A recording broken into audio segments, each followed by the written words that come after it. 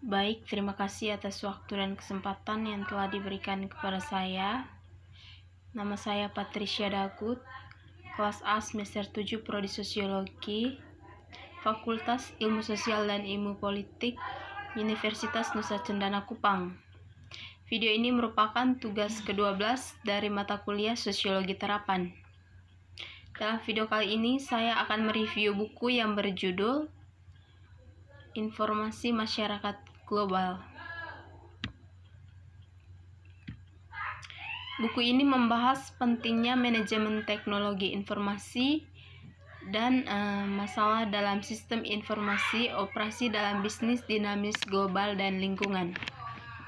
Ini mencakup diskusi tentang teori teknologi informasi global, kerangka kerja dan arsitektur teknologi, penemuan manajemen pengetahuan global, peningkatan metodologi pengembangan sistem informasi global, dan aplikasi teknologi terbaru seperti teknologi seluler dan layanan web dalam pengembangan dan operasi sistem informasi global.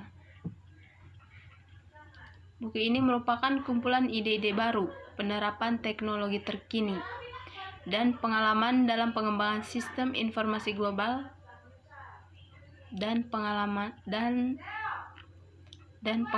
dalam pengembangan sistem informasi global.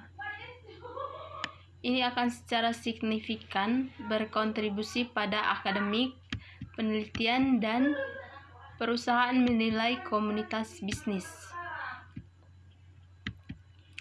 Kita masuk pada bab yang pertama, yaitu mengenai taksonomi dari masyarakat informasi. Dalam buku ini membahas pada abad ke-21 tentang kebutuhan akan penanganan dan pemrosesan informasi di dunia masyarakat dibentuk oleh tren diantaranya yang pertama, politik di era pasca Perang Dingin. Tatanan dunia baru dapat mengarah pada pembentukan 1000 negara dan internasional yang terdesentralisasi masyarakat. Tren disintegrasi fisik ini akan membutuhkan alat untuk berintegrasi secara informasi. Yang berikut, demokratisasi dan penciptaan perdamaian. Masyarakat ingin menjadi lebih baik dalam bidang informasi. Oleh karena itu, mereka membutuhkan lebih banyak komunikasi berdasarkan kebebasan berbicara, seperti penggunaan internet. Yang berikut, globalisasi informasi. Dalam Estabrooks memprediksikan bahwa kapitalisme terprogram dalam masyarakat yang dimediasi dan terintegrasi semua pasar nasional dan menciptakan satu pasar internasional. Masyarakat informasi. Dampak teknologi informasi dan komunikasi pada individu dan organisasi telah dianalisis di bawah rubrik masyarakat informasi sejak awal revolusi komputer di tahun 1960-an. Tahun 1970-an sebagai era sibernetika, era informasi pengetahuan masyarakat teknotronik, komputer revolusi, masyarakat kabel, masyarakat telematik, pasca masyarakat industri, dan pasca masyarakat industri. Masyarakat informasi diciptakan untuk intelektualisasikan perubahan perilaku sosial yang mentransformasikan kapitalisme dengan kapital dan material menjadi tatanan politik dan sosial baru berdasarkan informasi. Inti dari masyarakat informasi. Kerangka sosial masyarakat informasi yang didefinisikan oleh Bell adalah hal baru. Infrastruktur komputer telekomunikasi terintegrasi yang mentransmisikan fakta, ide penilaian atau hasil eksperimen. Bell memandang teknologi itu merupakan agen utama perubahan oleh beberapa penulis. Sebagai contoh, John McCarthy berpendapat bahwa teknologi bukanlah penyebab utama perubahan dalam masyarakat kita saat ini. Di sisi lain, Bell mungkin berpikiran semacam itu jika mengacu pada tesis McCulloch dan Porat bahwa masyarakat informasi ditentukan oleh proporsi informasi atau pengetahuan. Yang berikut kesatuan infrastruktur budaya dan peradaban. Dalam buku ini ada beberapa infrastruktur seperti infrastruktur inti, yaitu mencakup otoritas, ekonomi, dan militer. Yang kedua, infrastruktur dasar, meliputi perkotaan, pedesaan, dan kesehatan.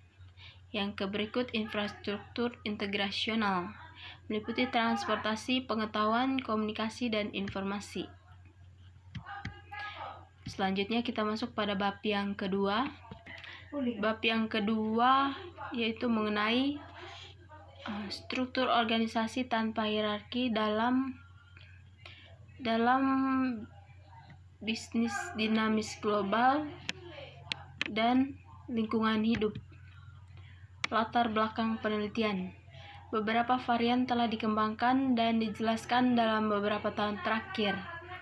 Mungkin yang paling terkenal dan paling kontroversial adalah rekayasa ulang proses bisnis. Semua pendekatan berdasarkan paradigma yang sama, meningkatkan efisiensi pelaksanaan proses dengan memperkenalkan tim proses dan generalis, menyederhanakan proses kompleks, menghilangkan aktivitas yang berlebihan, aktivitas standarisasi, dan kinerja membentuk dukungan. Perbaikan proses bisnis, meningkatkan efisiensi pembangunan proses. Ini dibuktikan dengan banyak contoh nyata. Namun, perbaikan dengan sendirinya tidak meningkatkan efisiensi sistem bisnis di jangka panjang. Rekayasa ulang menuntut penghapusan organisasi yang ada, struktur, dan oleh karena itu masalah koordinasi beberapa bercampur proses muncul.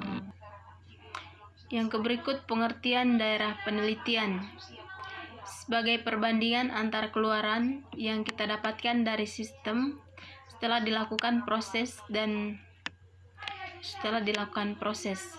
Sistem bisnis dipahami sebagai seluruh kejadian bisnis yang saling terkait, yang memungkinkan proses bisnis dan sedikit banyak saling mempengaruhi. Proses bisnis menyangkut definisi umum dari proses yang didefinisikan sebagai urutan dinamis dari ketergantungan kejadian dalam sistem bisnis. Istilah kejadian dalam sistem bisnis digunakan untuk segala sesuatu yang dianggap dalam sistem bisnis, yang dianggap dalam lingkungan sistem bisnis, terlepas dari apakah itu dimanifestasikan dalam fisik dan dapat dimodelkan oleh objek bisnis. Yang berikut bab ketiga membahas mengenai organisasi proses transformasi menuju globalisasi. Bab ini memperkenalkan proses transformasi organisasi ke globalisasi dan lingkungan bisnis bersama dengan konsep, tahapan, dan aktivitas. Tujuan utama bab ini adalah memberikan pemahaman yang luas mengenai keseluruhan proses transformasi dan dapat membantu pembaca memahami pengaruh berbagai faktor seperti manusia dan faktor organisasi secara rinci. Topik globalisasi semakin menarik perhatian insinyur perangkat lunak, peneliti sistem, dan yang paling menarik adalah praktisi bisnis. Dalam beberapa tahun terakhir telah terjadi peningkatan yang nyata permintaan dari perusahaan bisnis, jasa, dan organisasi nirlaba, dan bahkan dari badan pemerintah di seluruh dunia untuk diadopsi dan digunakan teknologi berbasis internet untuk mengubah bisnis tradisional mereka atau aktivitas layanan ke dalam lingkungan bisnis elektronik. Sekian dan terima kasih.